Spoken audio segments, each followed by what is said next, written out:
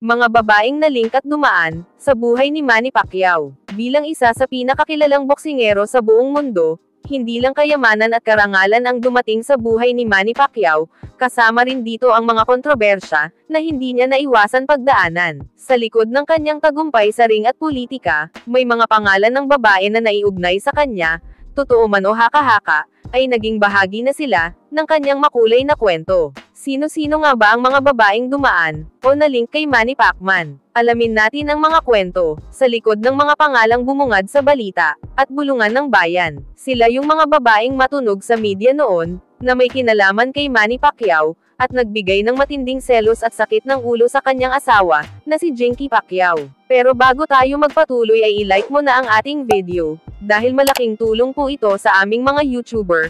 Mag-subscribe, pindutin mo na rin syempre yung notification bell, at piliin mo yung all, para palagi ka updated sa ating mga latest videos. Kat Ordonez. Pinagfiestahan din ng media ang di umano'y chismis na may affair si Manny Pacquiao kay Kat Ordonez, na nooy 22 years old, at isang culinary student. Lumabas ang chismis na ito noong 2011, kung saan sinasabing ang dating assistant ni Manny ang boyfriend ni Kat, at hindi ang pambansang kamao. Nagkaroon ng anak na lalaki si Kat sa kanyang boyfriend, subalit kumakalat ang chismis na ito daw ay anak ni Manny Pacquiao. Lumabas kasi sa social media ang litratong hawak-hawak pa ni Manny ang anak na lalaki ni Kat, nang bininyagan ito noong September 17, 2011, sa St. Francis DSCC Church. Subalit lumitaw na ninong pala si Manny Pacquiao sa anak na iyon ni Kat. Malamang na pinalabas lamang ang ganitong klase ng istorya upang siraan ang pambansang kamao at ang kanyang pamilya. Valerie Concepcion. Si Valerie Concepcion ay ang dating TV host ng Huawei, kasama ni Willie Revillame, at isa ring sikat na artista, television host, at product endorser. Nalink din noon kay Manny Pacquiao si Valerie Concepcion, matapos siya makasama sa pelikula nitong Anak ng Commander, isang entry noon sa 2007, ng Metro Manila Film Festival. Sobrang selos ni Jinky noon, matapos mapanood ang torrid kissing scene ng dalawa, sa nasabing pelikula. Sa tindi ng selos ni Jinky, itinext pa niya si Valerie, kung saan sinabi nitong "This is Jinky Pacquiao. I saw you on TV with my husband in a kissing scene. How sweet. Ito lang ang masasabi ko, kung isa ka rin sa may balak na manira at sisirain ang pamilya ko, hindi kita uurungan, o kaya gusto mong puntahan kita sa Huawei, at ipagsigawan ang kalandian mo. Balita ko naghahanap ka ng bahay, so pera ba kailangan mo? Subukan mo lang ang binabalak mo, lalabanan kita." Laking gulat ni Valerie sa text ni Jinky, at hindi na niya ito sinagot, dahil hindi siya sigurado kung ito nga ba talaga ang asawa ni Manny Pacquiao. Naging usap-usapin din noon ang naging relasyon di umano ng kanyang asawa na si Jinky, at isang malapit na kaibigan naman ni Manny Pacquiao ang nagsabing hindi raw nag-send ng ganong klaseng text ang kanyang asawa na si Jinky kay Valerie Concepcion. Aramina. Naging usapan din noon ang naging relasyon di umano ng sexy actress na si Aramina kay Manny Pacquiao. Katatapos lang magsama ng dalawa sa pelikulang Anak ng Commander, nang kumalat ang chismis na may relasyon nga silang dalawa, pero itinanggi ni Ara ang chismis, subalit inamin na niya noon na nagpaparamdam sa kanya si Manny habang ginagawa nila ang nasabing pelikula. Isa si Ara sa mga pinagseselosan ni Jinky noon, dahil si Manny ang leading man ni Ara sa pelikulang Anak ng Commander noong 2007, sa Metro Manila Film Festival. Ayon naman kay Jinky, hindi daw si Ara ang dahilan ng madalas nilang pagtatampuhan noon. Nasasangkot lang umano ang pangalan ni Aramina dahil sa pelikula nila noon ni Manny Pacman. Hindi rin naiwasan ni Ara na hindi magalit dahil sa karagdagang isyo na ang kanyang bahay sa Don Antonio Royal ay bigay sa kanya ni Manny Pacquiao. May kasama pa itong mamahaling sasakyan na mariing itinanggi ni Aramina dahil ang lahat daw ng kanyang pag-aari ay bunga ng kanyang paghihirap.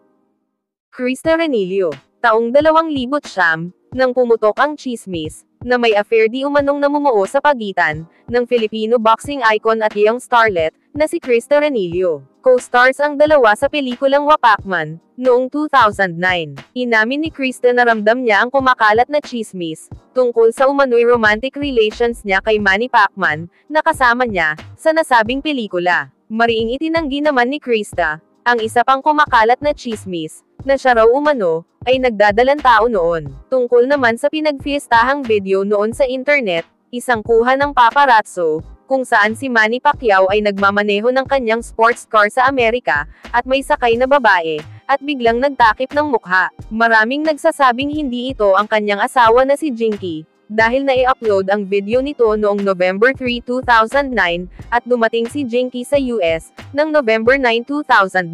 Kapapanalo lang noon ni Manny Pacquiao, kay Puerto Rican Miguel Cotto, nang sumabog ang tsismis. Napansin ito nang makita sa isang video footage, kung saan umiyak ang asawa ni Manny na si Jinky, sa isang Thanksgiving Mass, matapos ang laban nito kay Cotto. Lumabas sa balita noon, na nakitang magkasama si Manny at Krista sa Amerika, at sa Baguio City. May lumabas ding video noon, na nagpapakitang magkasama ang dalawa, patungo sa studio ng Jimmy Kimmel Live, sakay ng kanyang Mercedes-Benz compressor. Pero itinanggi ni Manny Pacquiao, na may relasyon sila ni Krista, at sinabi niya, na magkaibigan lang daw silang dalawa. Subalit inamin din ni Manny noon, na on the rocks ang kanilang relasyon, ng kanyang asawa. Samantala, todo tanggi din si Krista na may namamagitan sa kanila ni Manny, at sa sobrang galit at selos noon ni Jinky kay Krista, nagbitaw siya ng salita, na I hate her, parang hindi niya inisip, na may pamilya yung tao. Bakit hindi na lang siya yung umiwas sa tao o sa kamera, siya pa yung nakalantad, ng harap-harapan. Silang dalawa,